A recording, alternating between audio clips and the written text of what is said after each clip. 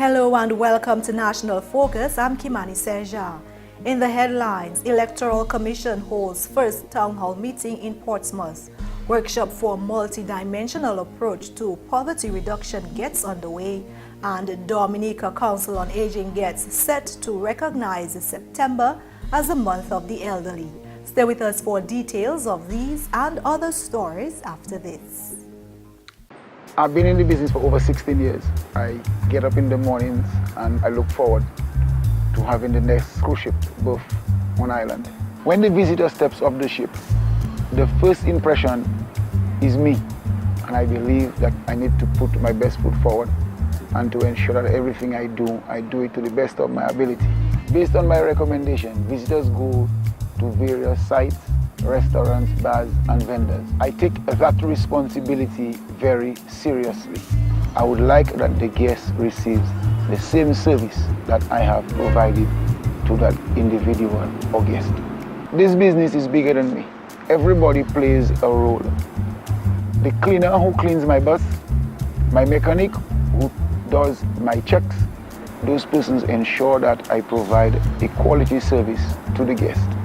The tourism dollar doesn't just stop with me. It allows me to pay the bank, visit the supermarket to feed myself and family, and have a drink with friends. My name is Jenna Gist, and tourism is my business. Thanks for staying with us. The Electoral Commission held its first in a series of town hall meetings planned to educate the public on the process for the proposed electoral reform, with particular emphasis on enrollment for the new national ID cards to be used for voting.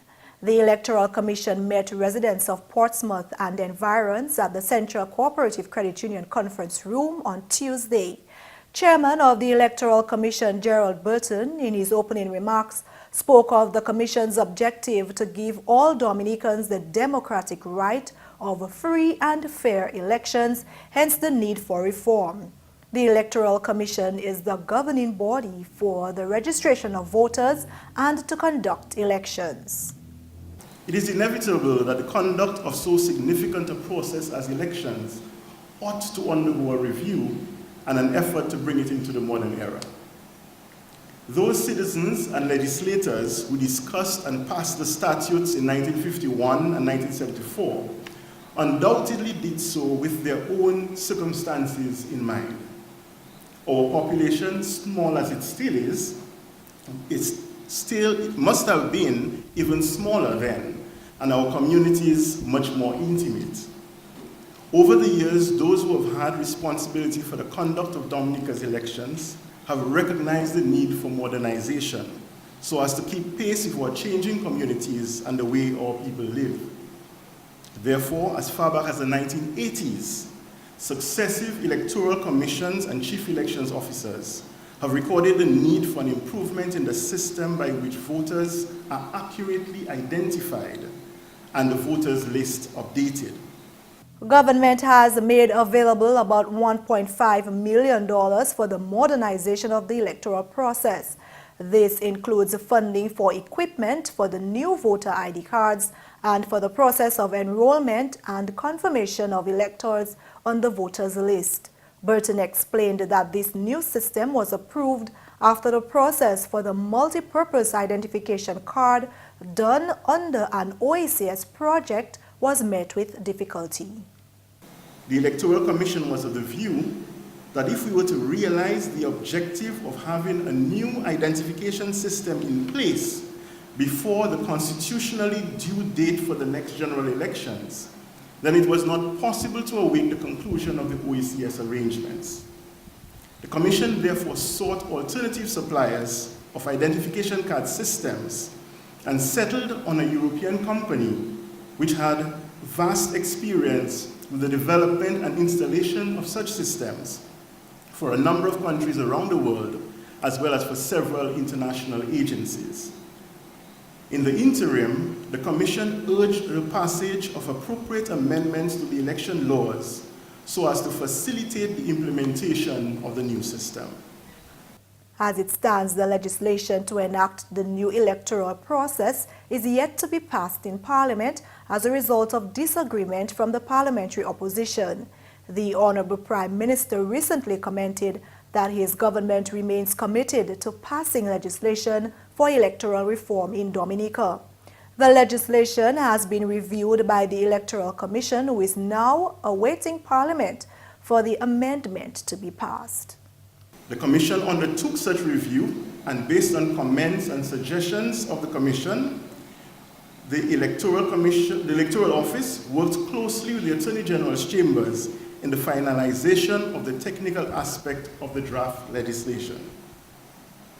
As we speak, and as we will demonstrate to you very shortly, all systems are go. The system has been developed, it has been installed, and is in the process of being tested and ready for implementation. All that is awaited is a decision of the Parliament of Dominica. Burton is of the view that the modernization of the electoral system is important to the democratic principle of one man, one vote, and believes that this process calls for all to rise above partisan divide. Chief Elections Officer Stephen Larocque explained that the modernized system will meet international best practices observed by electoral management bodies. He says, among other benefits, the new system eliminates potential voter fraud and will clean up the voters list. The machine-readable cards which will be issued to voters will also be used for other purposes. He walked the audience through the new process of enrollment and confirmation of registered electors. We will be going out to all 21 constituencies, including Roseau Central, where you have different communities. We'll be going out to them. Additionally, we have also been having discussions with other stakeholders, more particularly the Senior Citizens Organization, to inform us, and you can also inform the registering officers in your area of any individual who is unable to come to the enrollment center. We can accommodate them by going to their homes. 16 people are employed to help the process, which will be done in a matter of 10 months. The confirmation and enrollment of citizens living abroad in cities heavily populated with Dominicans will also be conducted by the Commission. Larocque explained that electors who are not issued with an ID card will be written to at their last known address, and if there is no response, these individuals will be removed from the voters list in accordance with legislation, Regulation 28 and 29. These two sections of the law gives what I call a judicial review. It starts with the registering officer having a hearing with the person whose names is being proposed for removal from the list. If the person is not satisfied with the decision of the registering officer, they can appeal to the Chief Elections Officer. If they still don't like the decision of the Chief Registering Officer, the final appeal is to the Electoral Commission. Those present also had the opportunity to see the enrollment process demonstrated. The Electoral Commission plans on taking these town hall meetings across the country and will also launch other awareness programs. In more news, police and prison officers are now better sensitized on the issue of juvenile justice reform after participating in 3 separate training workshops. These workshops also addressed proposals contained in the draft OECS Child Justice Bill. As part of the sensitization sessions were held for gazetted officers of the Dominica Police Force, managers of the Dominica Prison Service, and the staff of the Office of the Director of Public Prosecution, to include officers assigned to the National Prosecutions Service. The overall objectives of the workshop and the sensitization sessions were to explore issues relevant to juvenile justice reform in order to upgrade skills and competencies of participants for better execution of duties, particularly to children. Participants also examined the various proposed clauses of the Child Justice Bill, how they relate to the duties to be undertaken by practitioners assigned to various institutions working with juveniles, and methods of enforcement of the law when enacted. Workshop facilitators were Magistrate Gloria Augustus, now Technical Specialist under the OECS USAID Juvenile Justice Reform Project, and Leonard Terrence, Deputy Director of Bordless Correctional Facility in St. Lucia. Participants will be presented with certificates of participation at a closing ceremony at the Police Training School in Monbruce on Thursday. You're watching National Focus. More when we return. I believe in the natural order of things. I believe in the harmony of things. You know, in everything we do, we have to keep it natural. I've been doing farming for now over a decade. My day is very hectic, but I make it light, you know, because I enjoy what I do. I enjoy producing the best quality goods and to make sure that the people that receive it, they receive the best that they can ever get. Right from the farm, everything that I grow, I process them back into the farm so that the same things that grow in the farm is what protects the farm. Tourism is my business. You know, it's not just dealing with the foreigners that come in, but it's preparing those things that when they come, they can feel and taste the difference in coming to this exotic island. And it starts with the farmer, because we provide the things that they eat, that they taste, that they drink. I believe in my heart that it's my responsibility to provide quality. My name is Tony Alves, and tourism is my business.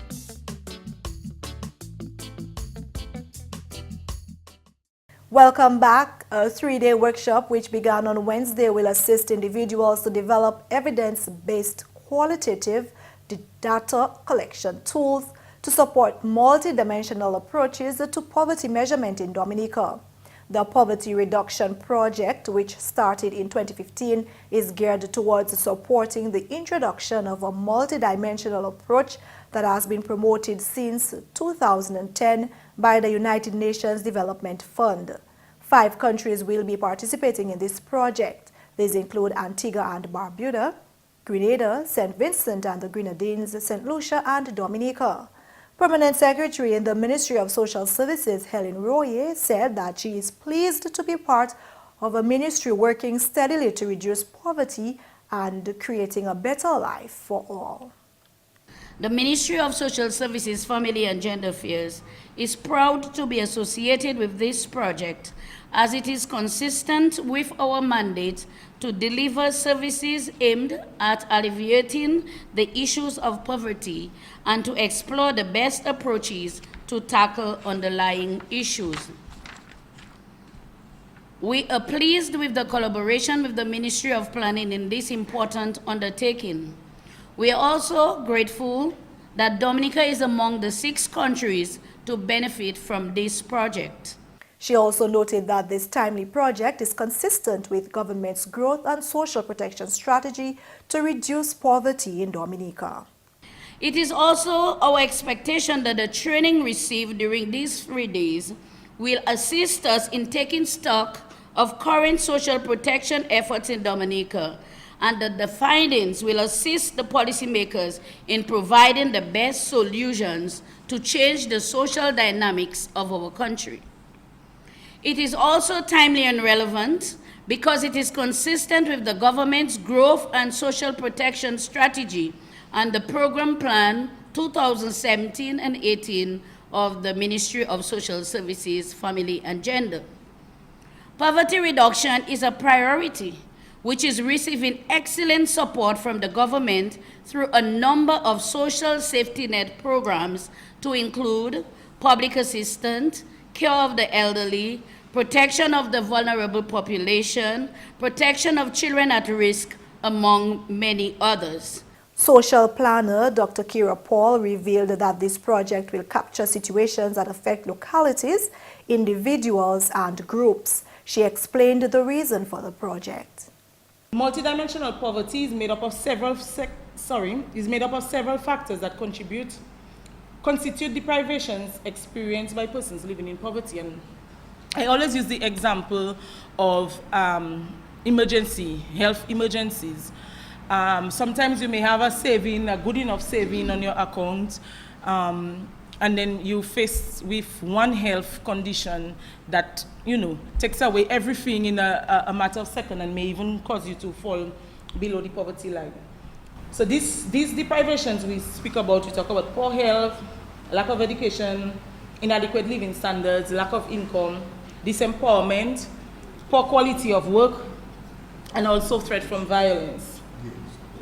And one theme that is missing here is the vulnerabilities faced by climate change.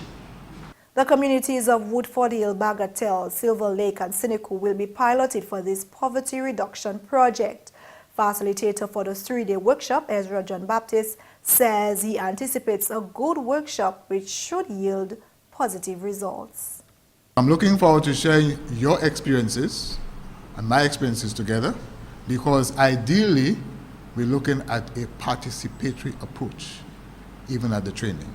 So I look forward to the next 3 days, and I'm hoping that all of you here will remain until the duration of the exercise.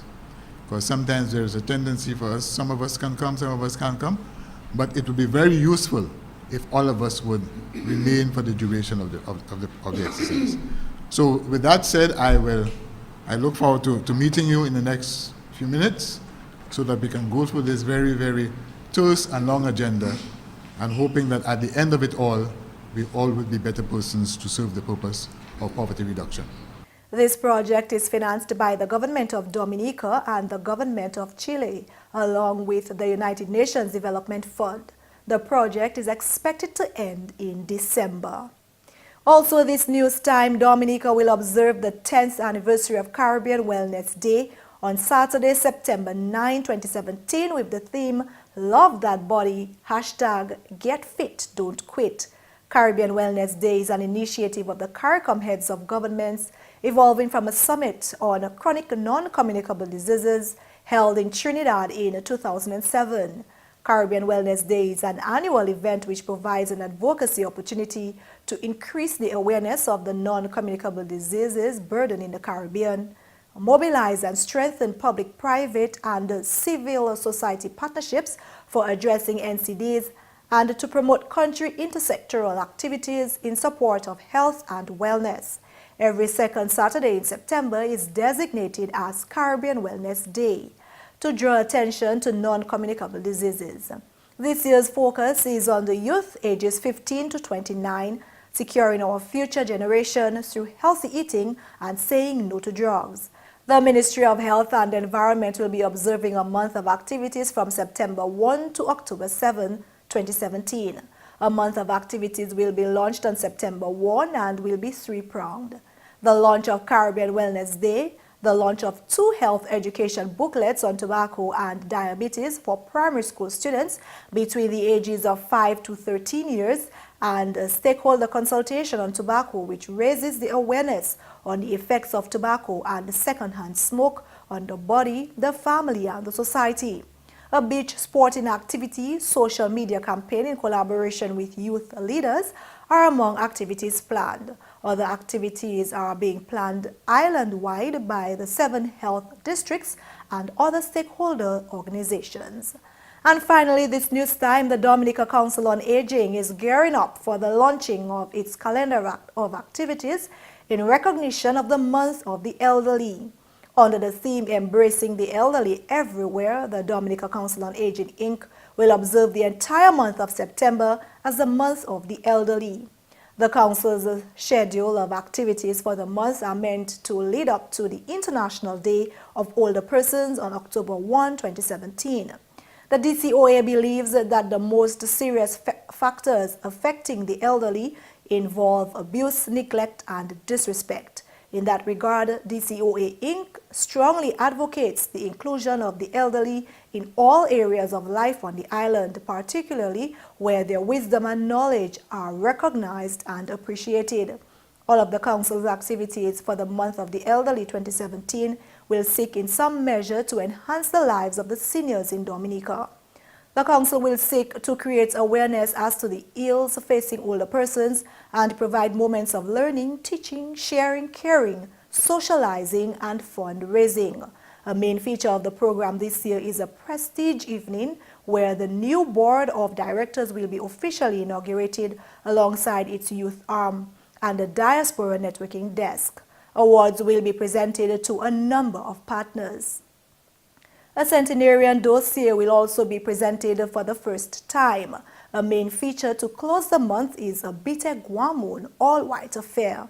The festive gathering will mark the International Day of Older Persons and will include praise and worship as well as opportunities for elders to meet, greet, and be entertained. Other activities include a Grandparents' Day and a boat cruise. The mission statement of the DCOA Inc. is to empower older persons to live life to the fullest. The Council will celebrate 25 years of existence in 2018 and will expect to continue to impact many more lives than those within its 28 centenarians, 32 organized groups, and 93 individual members. And that's it for the English segment of the news. Shaakira Pierre is up next with Creole Highlights.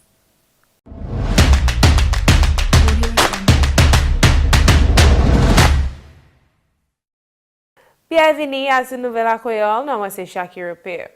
Yo 3 jours de commencé mercredi qui wede moun pour faire assessment pour manager misère pays là.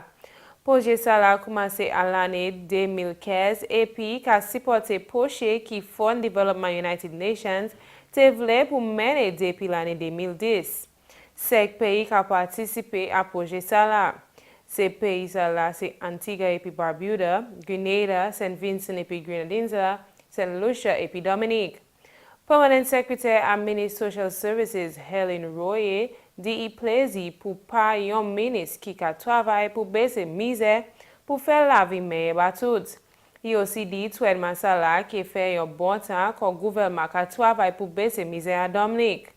Projet salaire financé par le gouvernement Dominique, gouvernement Chili et puis UNDP. À date nouvelle, Council a soulage qui fait garde pour lancer activité pour recognition pour moi moun à soulage. À baptême là pour embrasser moun à soulage tout partout. Association là qui observe mois septembre comme mois pour moun à soulage qu'on a fait à l'année qui a passé. Activité pour moi là qui joine et puis journée pour moi moun à soulage à sur le 1er octobre l'année ça là. Activité pour ça, c'est pour faire la vie meilleure à mon soulage. Council là qui aussi tient une activité pour les villages pour faire ces moun à soulage l'année un bon temps pendant temps ça là. Council là qui a célébré 25 l'année depuis qu'il a existé. Et puis finalement, commission élection tient premier Townhall meeting pour éduquer le public là à ce process là pour faire élection et puis 4 pour vote. Commission la joine et puis résidence Qantas à la salle Conference Credit Union la mardi. Chef commission élection la Gerald Burton à l'adresse li par les codes objectifs commission la pour tout Dominicain et puis yon right pour yon élection qui juste ça qui fait yon ka fait manière pour mettre ces mises ça là en place. Gouvernement fait $1.5 million là pour faire process élection plus moderne. Ça c'est pour équipement pour 4 là pour vote.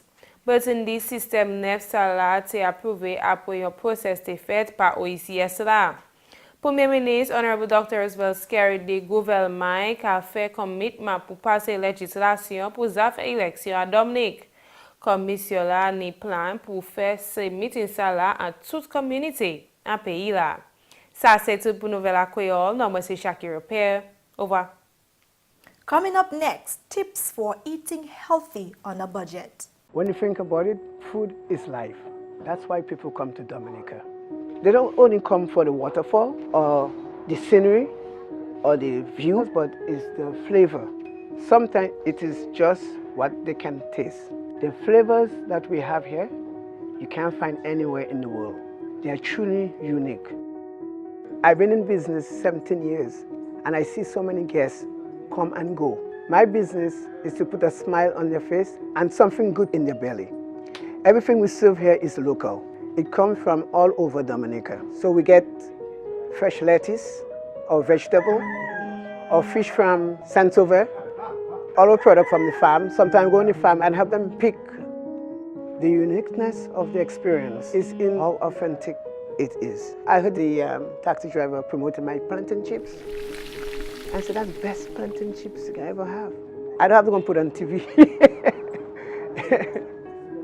Money is not everything, but leaving customer with a smile, friendly service, and they will come back. This is the real Dominica. I'm just proud to be a part of it. My name is Maurice Smith. They call me Rudy. Tourism is my business.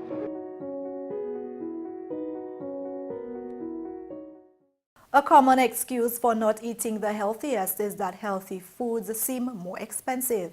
Here are some tips for eating healthy without bursting the bank. Buy fresh produce when it's in season and freeze it. Fresh produce is always great, but the cost can add up fast.